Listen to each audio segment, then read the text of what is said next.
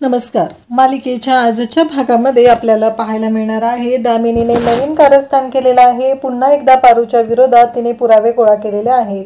पारू इकडे देवीच्या समोर येते, हात जोडते. आदित्य तिला म्हणत असतो की आर यू ओके ना, मी तुझ्या मदतीला येऊ का? तेव्हा पारू म्हणते की नाही आहे, मी ओके आहे असं ती सांगते. आणि मग पारू दर्शन घेते. देवीला म्हणते की देवी आई, तू माझं व्रत पण पूर्ण केलंस आदित्य सरांकडून असं देवी आईला पारू सांगत असते. पारूला खूपच छान वाटत असतं. आदित्यनं तिला पाणी पाजलेलं असतं, त्यामुळं तिचं व्रत पूर्ण झालेलं असतं आणि हे सगळं देवी आईच करत आहे असं पारूचं म्हणणं असतं. त्यानंतर आपल्याला पाहायला मिळतं की पारू मात्र जाम खुश असते. आदित्यने तिचा उपास सोडवलेला आहे.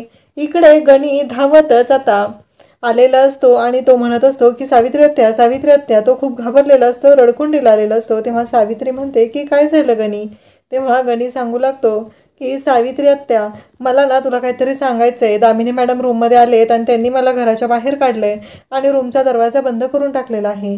तेव्हा सावित्री म्हणते की जा तू किचनमध्ये, रमा तिथं आहे, रमाकडून काहीतरी खायला घे, तू खाऊन घे आणि मी पाहते तिकडे जाऊन असं म्हणत गणीला सांगून सावित्री पारूच्या रूमकडे येऊ लागते. जेव्हा सावित्री ही पारूच्या रूमकडे आलेली असते आणि तेव्हा मात्र इकडे पारूच्या रूममधून दामिनी बाहेर आलेली असते आणि दामिनी म्हणू लागते की तूच आहे ना सामील या सगळ्याला?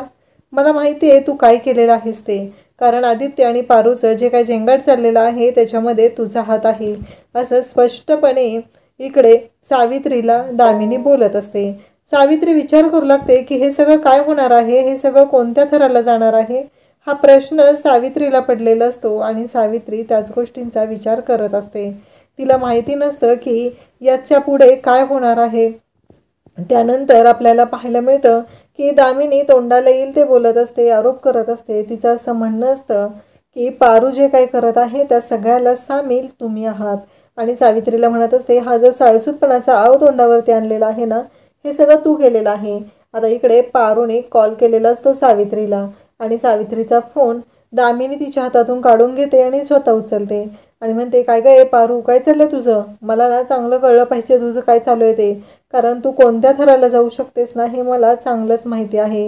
हे सगळं बोललं जात असतं आणि त्याच वेळी आपल्याला पाहायला मिळतं की हे सगळं जेव्हा चालू आहे तेव्हा मात्र इकडे दामिनी धमकी देत असते आणि इकडे सावित्रीला सांगत असते की हे बघ, ही चिठ्ठी जी आहे ना ती माझ्याकडे आहे आणि ती चिठ्ठी घेऊन ती म्हणते की मी अहिल्या मॅडमकडे जाणार आहे आणि अहिल्या मॅडमना ही चिठ्ठी देणार आहे असं म्हणत ती अहिल्याकडे येते. आणि अहिल्या वहिनी, तुम्हाला माहिती आहे का, तुमच्या आदित्यवरती खूप विश्वास आहे ना आणि पारूवरती पण खूप विश्वास आहे ना, पण त्यांनी काय केलेलं आहे ना हे तुम्हाला कळलंच पाहिजे असं म्हणत ती चिठ्ठी आता अहिल्याला दाखवू लागते आणि अहिल्या ती चिठ्ठी पाहते. आणि मग दामिनीला श्रीकांत म्हणत असतो, तोंडाला येईल ते बोलू नकोस, वाटेल ते बोलू नकोस दामिनी, तू आदित्यबद्दल बोलतेस, लक्षात आहे ना तुझ्या, हे सगळं बोलत असतो.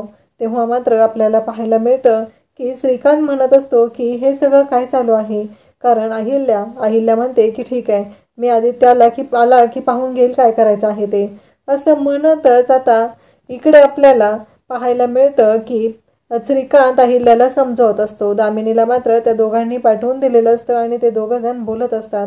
तेव्हा श्रीकांत अहिल्याच्या खांद्यावर हात ठेवतो आणि म्हणू लागतो की त्या चिठ्ठीत जे काय लिहिलेलं आहे, म्हणजे चिठ्ठीमध्ये असं लिहिलेलं आहे की तू जशी गोड आहे ना, निर्मळ आहे ना, तसंच आपलं नातंही निर्मळ असू दे, तू माझ्या आयुष्याचा अविभाज्य भाग आहेस, हे सगळं त्या चिठ्ठीत लिहिलेलं असतं. आणि तेव्हा मात्र अहिल्या म्हणत असते की माझा आदित्यवरती पूर्ण विश्वास आहे, कारण श्रीकांत म्हणत असतो की आपला आदित्य असं कधीच वागू शकत नाही, तो चुकीचं कधीच वागणार नाही. इकडे पारू मात्र विचार करत असते. पारू म्हणत असते की काय झालं असेल तिकडं, दामिनी मॅडमच्या हाती नक्की काय लागलंय, आणि अहिल्या देवी आईला माझ्या आणि त्याचबरोबर आदित्य सरांच्या लग्नाबद्दल काही कळलं असेल का? हा सगळा गोंधळ पारूच्या डोक्यात चालू असतो.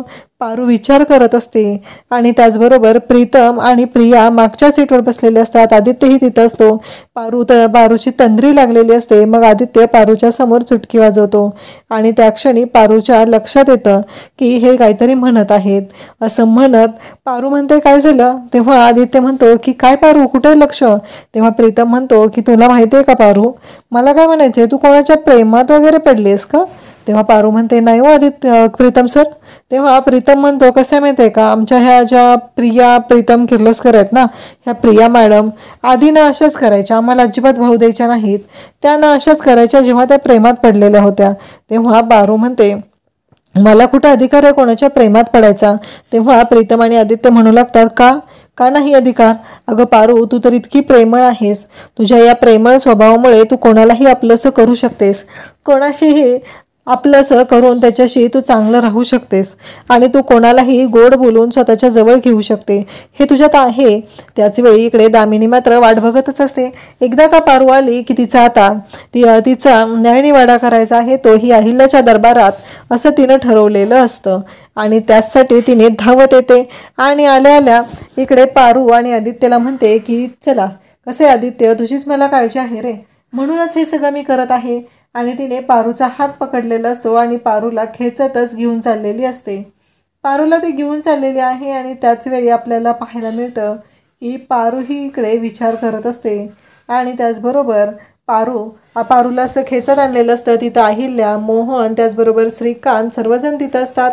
आणि पारू, आदित्य, प्रीतम सर्वजण आता तिथं आलेले आहेत. आणि अहिल्या म्हणते की पारू मला दामिनीनं काही गोष्टी सांगितलेल्या आहेत, आता मला त्या गोष्टी तुझ्याकडून कळल्या पाहिजेत.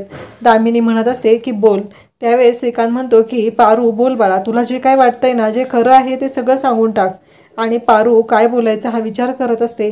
ती म्हणते देवी आई मी खाल्ल्या मिठाला जागणारे आहे, काही झालं तरी माझ्या वडिलांवरती तुमचे खूप उपकार आहेत. तुम्ही जे आम्हाला दिलेलं आहे त्यातून आम्ही जगत असतो, कारण माझे वडील तुमच्याकडे इतकी वर्ष झालं काम करत आहेत. हे सगळं पारू बोलत असते. तेव्हा श्रीकांत म्हणत असतो की बोल पारू. त्याचवेळी सावित्रीच्या लक्षात येतं की पारूला काहीच माहिती नाही आहे. अहिल्या मॅडमने तर अचानक पारूला काय ते बोलायचं सांगितलेलं आहे, पण पारूला मात्र यातलं काहीच माहिती नाही.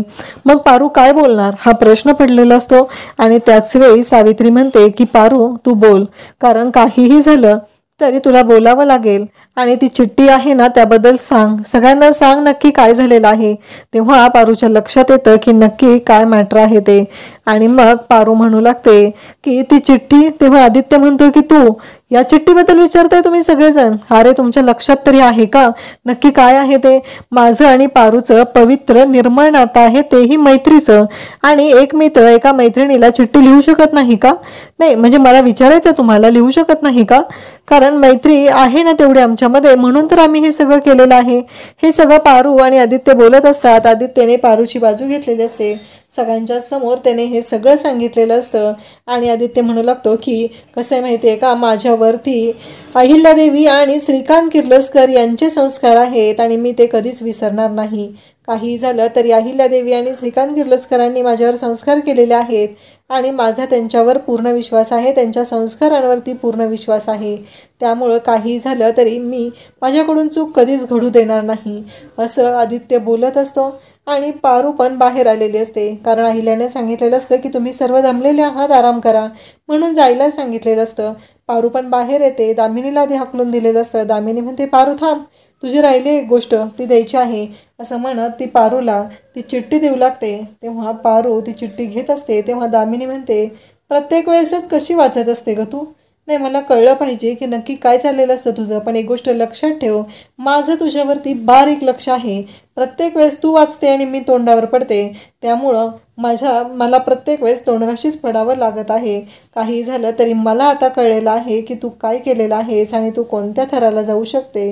हे सगळं पारूसाठी ती बोलत असते.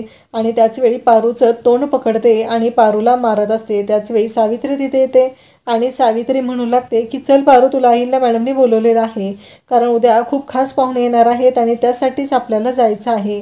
हे सगळं आता सावित्री सांगत असते. तेव्हा दामिनीला मात्र खूप राग आलेला असतो आणि दामिनी म्हणत असते की काहीही झालं तरीही मला माहिती आहे की नक्की काय करायचं आहे ते. हे सगळं ती बोलत असते. आणि माझं तुझ्यावर बारीक लक्ष आहे, तू आदित्यच्या मदतीनं काय करणार आहे हे सगळं मला माहिती आहे, हे जेव्हा बोललं जात असतं. आणि त्याच वेळी आपल्याला पाहायला मिळतं की दामिनीची मात्र वाट लागलेली आहे. थँक्यू.